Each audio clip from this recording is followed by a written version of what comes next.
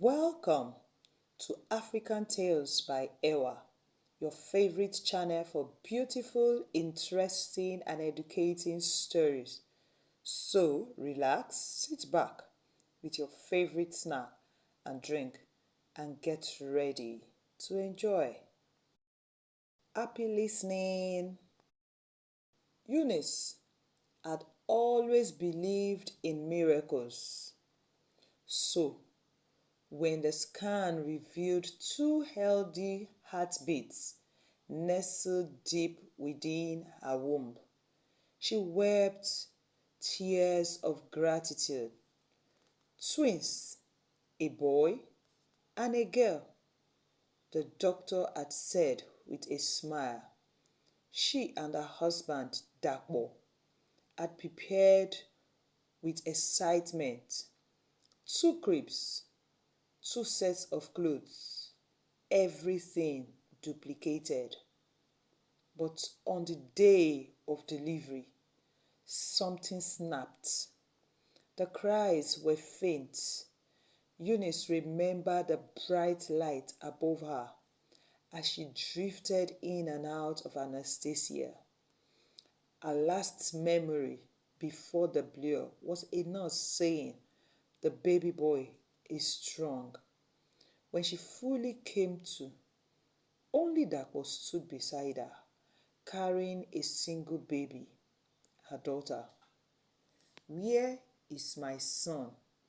she croaked. There was silence. The doctor avoided eye contact. A nurse muttered something about complications. Then came the words that shattered her heart. "We are sorry, madam. The boy didn't make it." "But nobody?" she asked. "Let me see him." It wasn't possible. He came out in pieces, the doctor said coldly. "We had to dispose for safety reasons." The words didn't sit right. Eunice wailed. She fought. She screamed. She refused to leave the hospital until they explained. But nothing made sense. No death certificate, no documentation, just silence and sympathetic stares. Days turned into weeks. Then one quiet morning, Eunice received a strange text from the doctor who delivered her babies. "My wife just had a son. Glory to God." Something about that message gnawed at her. It was too soon. His wife hadn't been pregnant.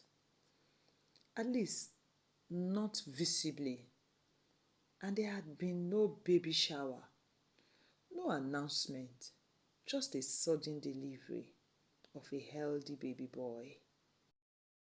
That afternoon, when her husband returned, she told him about the message the doctor sent. "But Dakbo, I am disturbed. Something in me tells me the story the doctor said wasn't it. I heard faintly on that day of delivery, a nurse said the baby boy is strong. So what suddenly happened?" "Eunice, I think your imagination played out there. If the baby had survived, the doctor wouldn't have said he didn't make it. But Dakbo, even till now, I am not convinced. I just feel something was not right. I don't know, But something is so strong within me that tells me that that story was not true. So, what do you intend to do? I think you should just forget about it.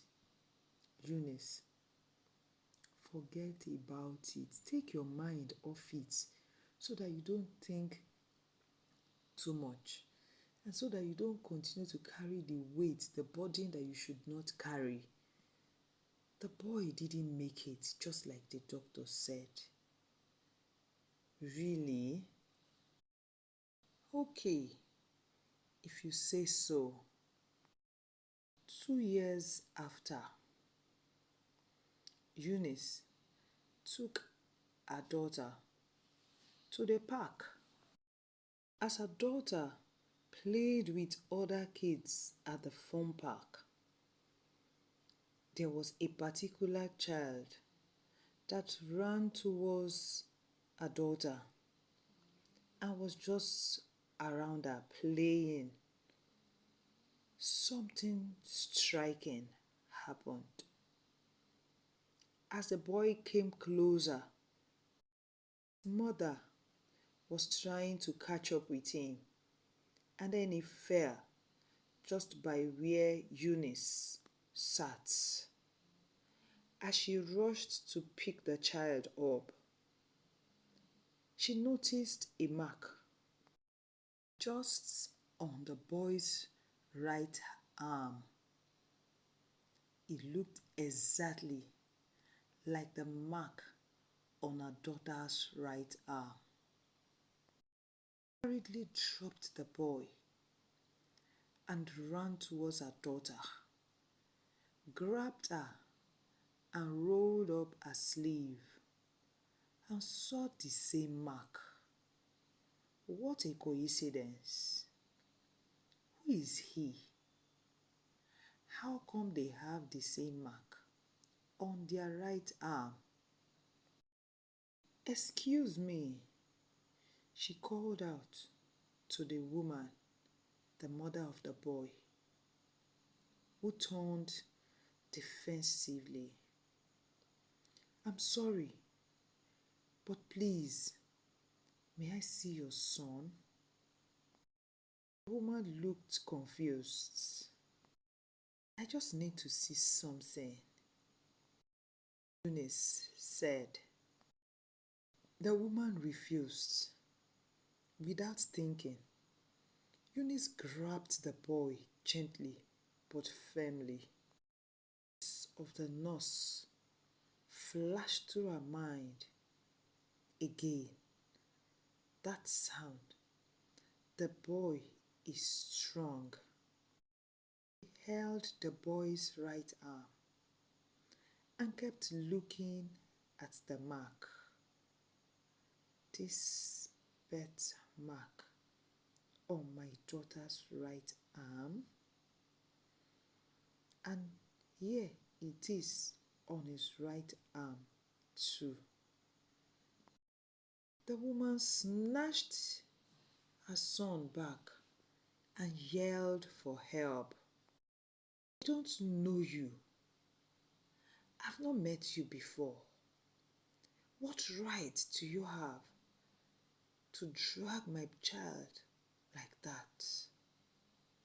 Woman, stay away from my son. Eunice wouldn't let go. She held on to the woman. This child, there is something striking about him. And so, is he your child? This is a public place.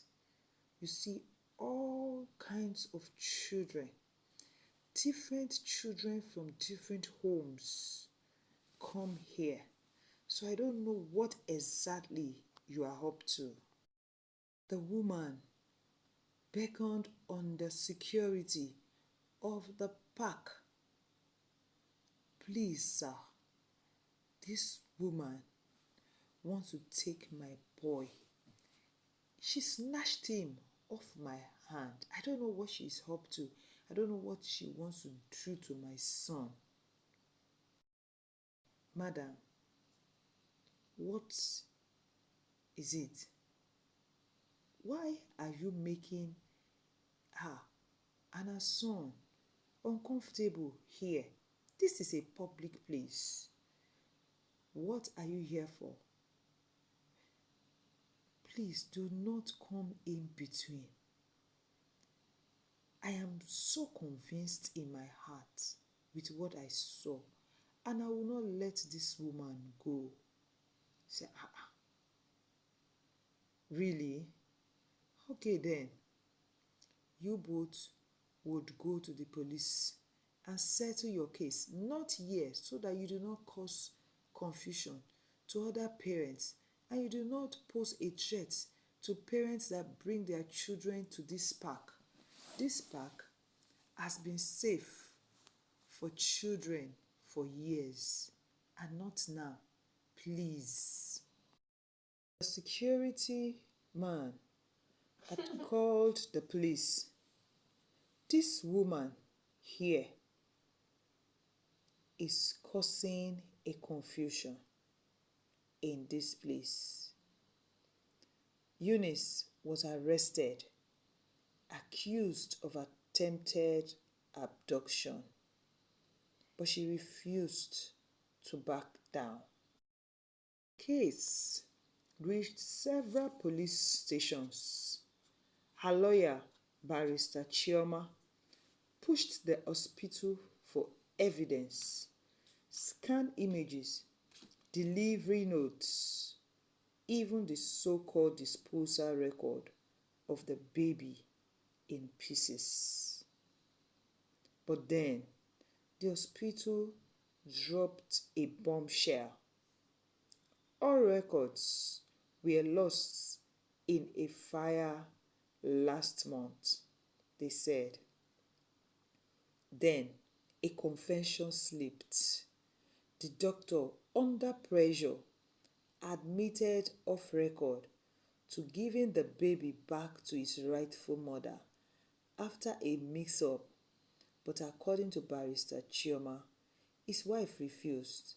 She had bonded with the baby. She didn't want to let go. Now, it wasn't just a matter of missing files.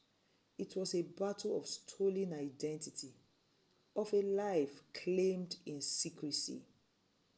The deeper they dug, the more twisted the story became. Hospital staff began disappearing.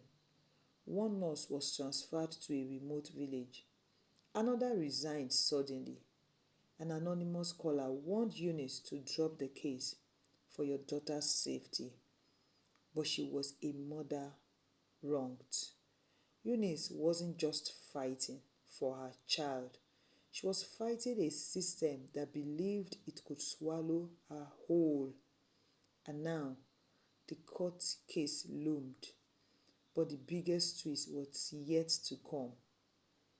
Because Eunice had managed to secretly collect a single hair strand from the boy that day, and a private DNA test was in the works.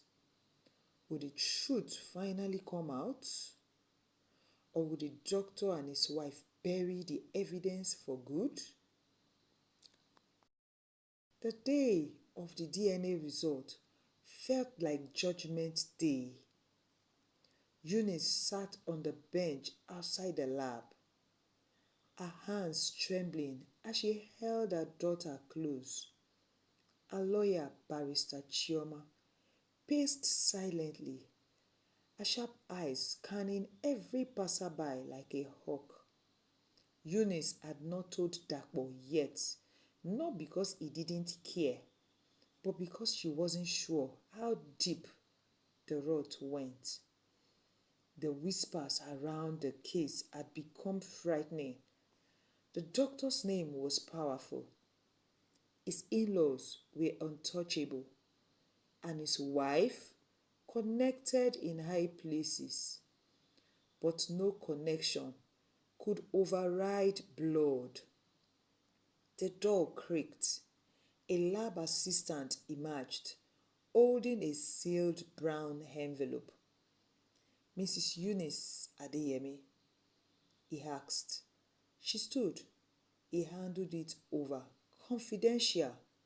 Good luck, ma. Eunice clutched the envelope to her chest, her heart hammering. Open it, Chioma whispered.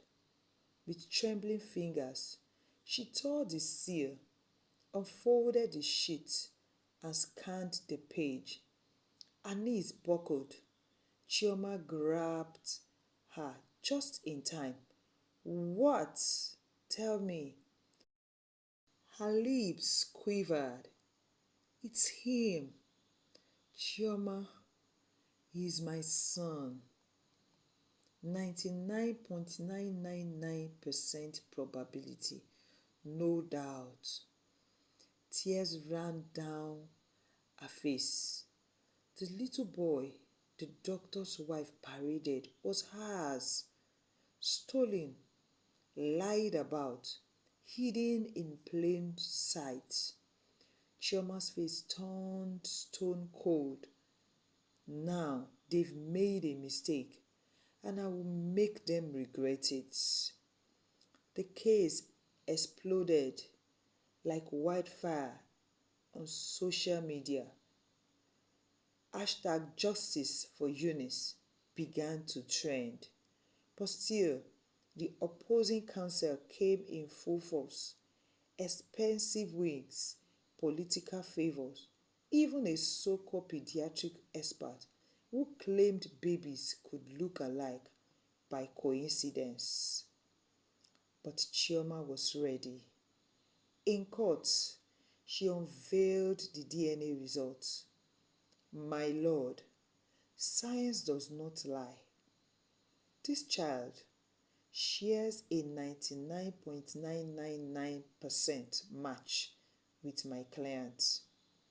And that mark on his arm is a birthmark, not a coincidence.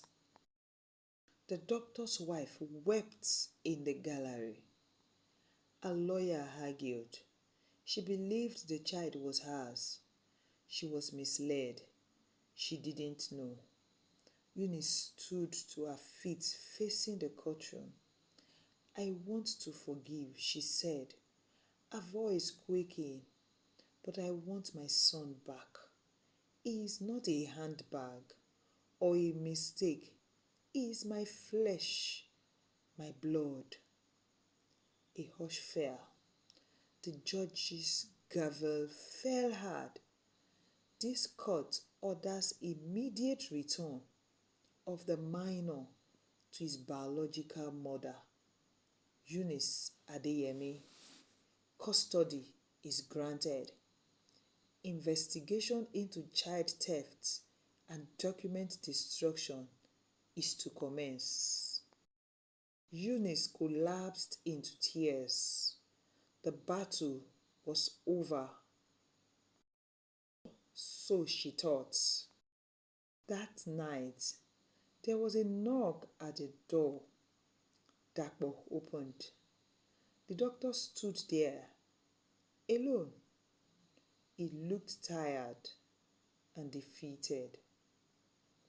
I didn't plan this, he whispered. My wife, we lost our baby that night your twins were born. She broke down. I was afraid she would die. I panicked. Dakpo's fist clenched. You stole my son.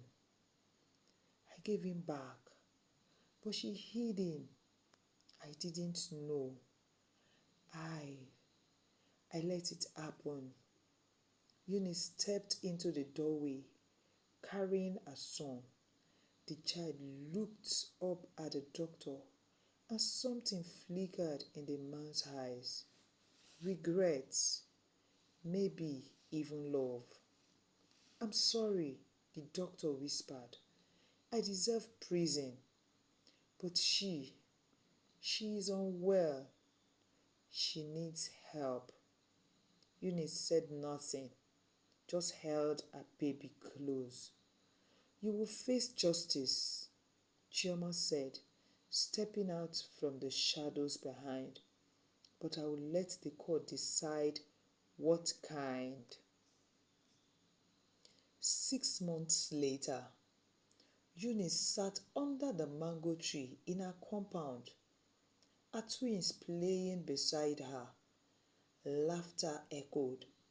Peace had returned, but scars remained.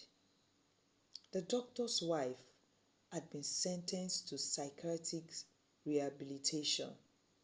The doctor lost his license and was serving community time while awaiting trial. Eunice now ran a foundation for women who had lost children under suspicious circumstances.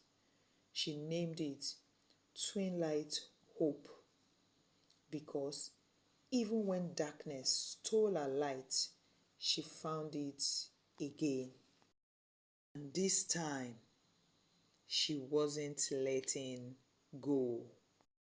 One evening, Dapo sat with Eunice in their living room. But come, Eunice, there's something about you. You mean you fought this battle all by yourself? I couldn't even trace anything. Dapo, I am sorry. The day I found our son, if I had told you, you wouldn't have believed me. In fact, you wouldn't let me go anywhere an inch to what I have done because you would say it's my mind playing out. That is why I said I would fight this battle to the end and be sure that what I had in my mind didn't happen. God will save us. So you mean some doctors, some nurses, some medical practitioners are into this, swapping babies, stealing babies from their families, and telling ugly stories, sad stories to families. May God have mercy. Amen.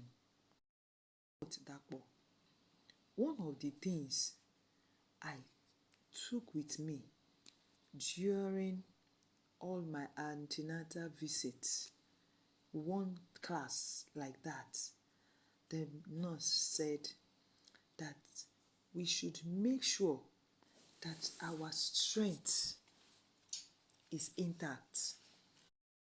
We should make sure that our eyes are fully opened so that we can see everything happening from the beginning to the end.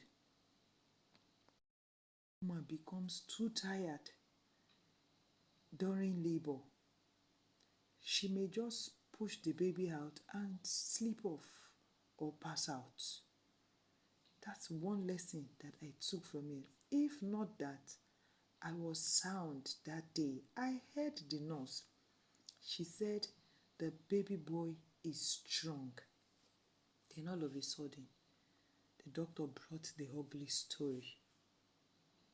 You have really done well, Dapo said. He gave her a hug. Thank you for recovering our son. What a story. How mean people can be. Be happy to make other people sad. No. Think about the story. I'll await your response in the comment section. If you haven't subscribed to my channel, What are you waiting for? If you wish to support my channel grow, please buy me a super thanks. I really appreciate your time spent on my channel.